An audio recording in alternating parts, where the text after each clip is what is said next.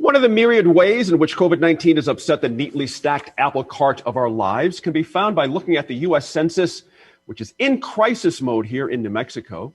The state's response rate has lagged expectations, and that's potentially devastating news for a state like ours that very much relies heavily on federal government money. And Dave Mulryan, there's sort of a visceral tie between census response and something close to your heart, voter turnout. Right. Why is it so hard for us to do this once every 10 years? Is there a similarity here? What do you see? I mean, there could be a similarity, and it's a bit of a stretch, but let me make it. Please. I think that people feel like if they don't vote, if they don't participate, somehow they're less responsible for how the government works. I mean, I am just that I'm editorializing here, but I did my observation. I've registered a few thousand voters, and I listened carefully. And the act of registering, the act of voting, the act of filling out the census, it is an act that says, I am a participant in democracy. And so by that very nature, you are then responsible for what's happening. And I think that people just have become so discontented with government. They feel like, I don't want to participate on any level. But I will also say that I do think the government at every level does a terrible job of communicating how important it is to vote, how important it is to fill out the census. I mean, in a nutshell, the census goes back to the Constitution. It is constitutional. It says we are going to count everyone. It affects everything from congressional districts to, House districts for the New Mexico House, for the state Senate. I don't think that we've done a good job of getting people to understand, as part of a civic education, you need to be counted because it represents what you get to have in terms of who you can vote for. It determines how we draw congressional districts. It determines how we do city council races. I mean, it touches every single thing, and it's really important. And I don't feel that people understand the gravity. And the thing is, too, with the technology that the Census Department has, you're talking 3 minutes to fill out that form, and boom, you're done. It's so fast. Yeah. So fast. And even if you have to do a paper form, and they have streamlined it, it is great. Fill the census out, get it back in, and do your civic duty. Mm-hmm. There's lawsuits, Merritt Allen, floating around now, but to keep it close to home, here's a number I want to throw at you. It's estimated for every person not counted in New Mexico, we lose $4,000. And if you total that up over, lots and lots of people not being counted, that's lots and lots of money we're not going to get. So we're in a real jam here if this deadline thing just doesn't get straightened out, fairly quickly. Oh, absolutely. And then you look at, and that's, of course, federal funds, which are heavily relied on. Then you look at I don't know if it's a quadruple whammy. I don't even know how many ways to count what we're up against in 2021 with tax revenues being down, our double-digit unemployment, everything that's impacting us. This is, to use a cliche, now more than ever, this census really matters. One thing that I find interesting, I'd reach out to my conservatives, my conservative friends and neighbors. Sometimes the census you kind of look at as like, oh, I don't need the government to count me. The really small government, anti-government people. This is not the time. This is not the time to put your head in the sand and want to go off grid. You really need to be counted, if for no other reason than redistricting. Right. This is a big deal. This has been always a majority Democratic state. It probably will be again by numbers, but redistricting is a big, big deal. This is huge. Republican politicians have been told by various left-wing groups that they are being targeted. We'd like to pretend gerrymandering doesn't happen. It happens on both sides, and Republicans who are already a minority are being told that they are going to be redistricted right out of the state. So please, conservatives, you may not care about government funding, you may not care about a lot of things, but you ought to be able to, you ought to care about still being able to vote for conservatives.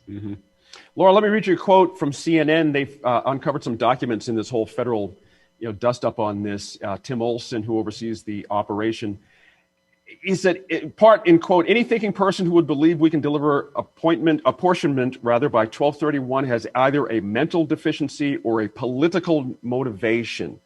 Why has this thing become so politicized? I don't get what Wilbur Ross, the Commerce Secretary, is up to here by trying to shorten the time frame here. What's your guess on that? I wouldn't even begin to know how to speculate on what Wilbur Ross thinks, to be honest with you. It just seems like a very extreme position to take. Why not take more time? I mean, perhaps they're looking at the amount of work that's required after the census piece of it, the actual counting part concludes, and you begin with the data analysis portion of it, because it's but the one leads into the other, right? The better numbers you have in terms of the numbers taken, the better you're able to provide data and meet deadlines in terms of reports and whatnot. But I mean, it just doesn't make any sense at all. And especially for a state like New Mexico, I appreciate what Merritt is saying about conservatives. And I would guess that there probably is a fair amount of people that just feel uncomfortable with any kind of inquiry from the government at all. But I would say that probably by and large, the majority of people in New Mexico who have not filled out the census, it's because it's just not anywhere on their radar. Sure. They just simply have a hierarchy of needs where there are more important things that they're worried about, and the census is somebody else's problem. So it's really hard, and that speaks to the issue of, in a normal year, I guess, a normal census year, you have a lot of other outreach, a lot of community organizing going on. There's people who are aware of it. There's actually, boots on the ground going and talking to people in community events and going door to door and doing all of this, which really helps bring those numbers up. This has been a very unusual year where census takers really can't do that. And anybody showing up to somebody's door is going to be potentially hazardous for their health or for the person's health who's answering the door. So it just makes it very, very difficult to really reach people. There's so much isolation going on with people right now, which is required because of the pandemic. A lot of people with health conditions. And so you see people who have, health problems, health conditions that have to isolate themselves for health reasons, who also are not going to be open to having a discussion about filling out the census. So everybody's had to get more creative about that. So I think that makes it that much more difficult. And for that reason alone, there should be some extension going on to make sure that there's more effort, time being taken to really crack that nut, because we're just going to lose out on so much if we don't get an accurate count here. And redistribution is one of them. But we're talking about $1.5 trillion in federal annual spending that will be doled out across the country based on what these numbers look like. And we don't want to be undercounted here in New Mexico. That's right. Hey, Merritt, this idea that it would seem politically motivated to do an undercount literally of the entire country. Again, as a conservative, what's your sense of that? Is there some motivation I'm missing here from the Commerce Secretary or from the administration? I don't get it. I don't get it, because it certainly would not earn you votes, I don't think. Right. Yeah. Because the platform that President Trump runs on is not a classic Republican platform of small government. Small government, is just not a thing in the 2020 presidential race. It is for some different groups, but it's not here. So. No, I'm shaking my head on this one. It seems random and also mean. Dave, your sense of how we did here as a state to get this up. You talked about this just a little bit earlier, but I'll expand on that. I was part of a group that did an outreach using artists and musicians, and there's been all kinds of creative things I've seen out there. But there's also a tension from some others that I know here who feel like it has been wildly underserved here in New Mexico, the push. What's your feel for that? Well, a couple of things. One is, listen, if you can use art and artists to communicate and tell people to get to the census, that's always welcome. There's no question about it. But let's go back and look at the bigger picture. Ronald Reagan stood up at his first inaugural address and said, government isn't the solution, it's the problem. And what we're seeing now is it's taken 40 years, both, the current executive and all of this sort of everything that is government related seems tainted. And so a lot of people, even if they aren't hardcore conservatives or hardcore, they don't believe in government, it just seems like it has stuck to everything. So the census is the epitome of government, yet it's a good thing. We're counting everyone. We're making sure that you have fair representation. And, but because it's considered to be government related, people are really against it. It's insane. And I would tell you, it's like voting.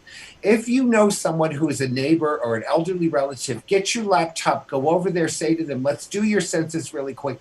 One individual can have a tremendous impact on how to count people. I couldn't agree more. Absolutely. Hey, thank you guys for following the news this week and sharing your thoughts. Really appreciate it.